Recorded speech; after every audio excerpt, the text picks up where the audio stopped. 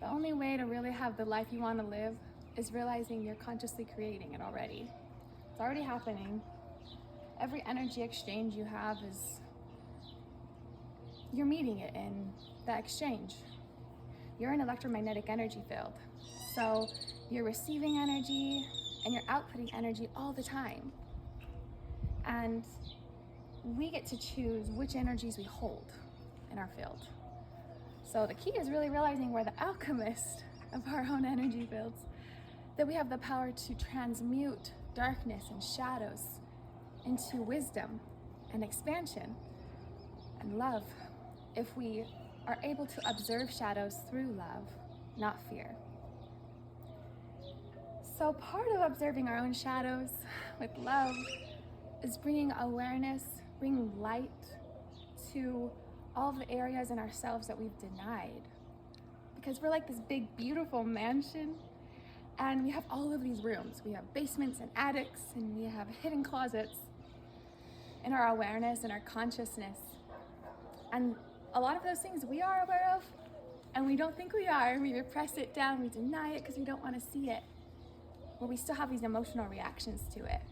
The things that we want to change, we still feel shame for them, guilt for them.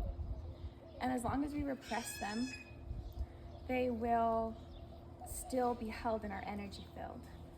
And the nature of shame and guilt, shame makes us feel like we're not good enough. It makes us believe that we're inherently broken or unworthy. Guilt makes us feel like we're doing something wrong. We'll just keep doing it wrong.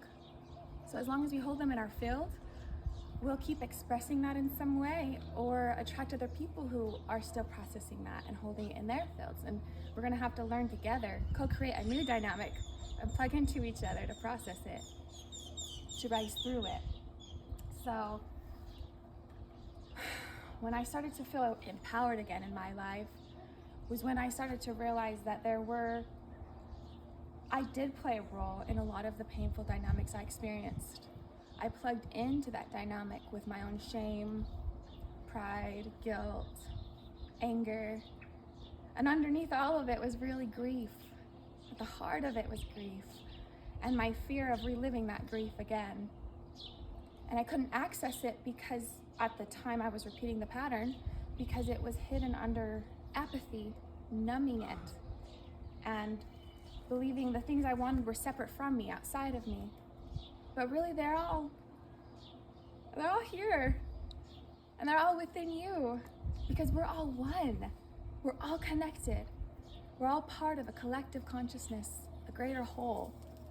And everything that anyone has ever done to you that felt violating, an alternate version of you in a parallel reality, had you been given different programming and conditioning and been fed different lies, you may have expressed that same pattern. And hopefully in your life you don't express the patterns that have been violating to you. But you have to recognize as part of a whole that you're capable of it. And the only things the energies that will provoke you to act out atrocities or shadow traits are shame, guilt, denied and repressed grief and fear, the protective self. And pride will tell us that's not happening. Pride will disillusion us to believe we aren't. So as long as we're within that paradigm of our protective self, we are limited. And we have a limited point of view because it filters our reality. And so we'll keep attracting dynamics that will make us learn and face them. So the key is just to see it in you, within yourself, all of the energies, the negative emotions and patterns that you have expressed yourself, and alchemize it through love and acceptance.